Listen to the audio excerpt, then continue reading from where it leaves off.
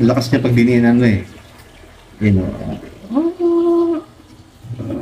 So, ayan. Meron kaming bagong massage can. Perfecto sa mga masasakit yung likod, kasukasuhan. So, ayan, meron siyang 4 na massage head. Yung spherical massage head, ayan, yung bilog, yun. Tapos, meron din siyang flat head. Meron din siyang conical massage head, tsaka yung U-shape massage head. Ayan.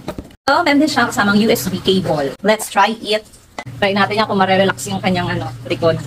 So, ayan yung on niya. Ipindutin mo lang, long press. And meron siyang 6 speed levels matawag dyan. Kung gaano siya kalakas. Try natin sa likod. Yeah. Pag diniinan mo siya, ayan, lumalakas siya. Sakit ba? Nare-relax siya. Pag diniinan mo siya, lumalakas siya eh. Oh. Yan. Try naman natin tong U-shape massage head. Try natin sa kanyang legs. Tingnan nyo oh. Parang naalog yung mga laman-laman niya. Di ba? Oh. Yan oh. Magalaw-galaw yung mga muscle-muscle niya sa binti nyo. Di ba? So try naman natin yung ibang massage head. Yung conical massage head. Ito naman yung try natin. Yung conical massage head. Try natin sa kanyang palad. Oh. Nanginginig yung kamay.